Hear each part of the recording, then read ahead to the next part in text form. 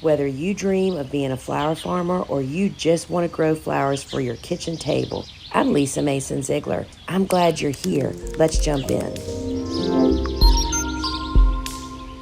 So welcome to my farm the way it looked probably about 2 decades ago. And this is what it looked like up till about 5 years ago. I was totally surrounded by a horse boarding farm. We're right in the middle of the city. And we had amazing wildlife and birds and pollinators, and it was like we were in the country, right in the middle of the city. And we really benefited from that on our farm and our practices. I mean, not to mention working in the presence of the neighbors' horses was pretty dreamy, and even our customers loved bringing their kids to see them. And this is what we have now. That horse boarding farm, about 5 years ago, was sold and is now 90 houses. That mound of soil that you're seeing was the first of the destruction. We knew that we had to install a windbreak as well as a visual break around our farm, but more importantly, an organic home base, native plantings to create the home for all of the creatures that were at the basis of my organic practices that I realized lived next door in all those hedgerows. So we planted this native border. We actually had a native landscape designer come, and we walked those hedgerows before they were destroyed next door, and we mimicked them. And we planted them, and as you can see, we just used tons of leaves and mulched them. And through the years, in addition to what you just saw, over the next 5 years, each fall, I would add a little bit more. The initial was about a 500-foot run. Now our complete property is surrounded. However, I'm not all about natives. You can see that I am in the hydrangea patch. Hydrangeas are not native, so I'm not a purist. But native plants have a place on every farm and in every garden. If we want native birds and native insects, they have to have home base. So when I make decisions to add to my garden, we always consider natives first. And something I think that I didn't understand is a native border is not a landscaped, well manicured border. That's why, we use tons of leaves to mulch, but it's not like you're trying to keep it weed free, because those weeds popping up, many of them are native plants. So the goal is to plant at such spacing that within just a few years, they start to crowd out the stuff you don't want. And it's kind of, you just edit this border. You know, about twice a year, I go in with a small chainsaw and a saw and my clippers and try to get under control anything that's really getting out of its bounds. But we aren't really weeding and taking care of that area.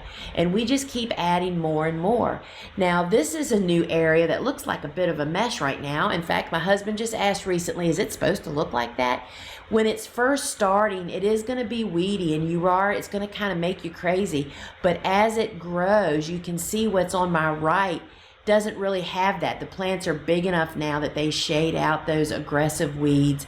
I cannot tell you the bird life that is on our farm, insects eating birds, as well as in our border, we do a lot of things like we leave brush laying when we cut it. You can see logs laying around and piles of brush.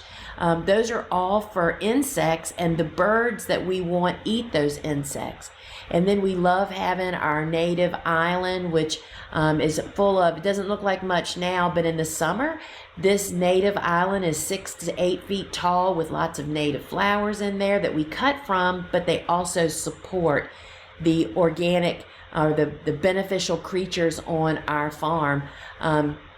And we've had some of the trees you see actually grew them there themselves from acorns, oak trees, which are some of the best heroes. And then that was my rock pile, which is really a great place for some of the reptiles on our farm. And we do still fight some invasives, but we love that we have mountain mint, which isn't invasive, but it is a very beneficial invasive that smells really, really great. It's the #1 plant that we feel like we grow for pollinators. And so it's just a real mix of native trees and shrubs along with some native perennials.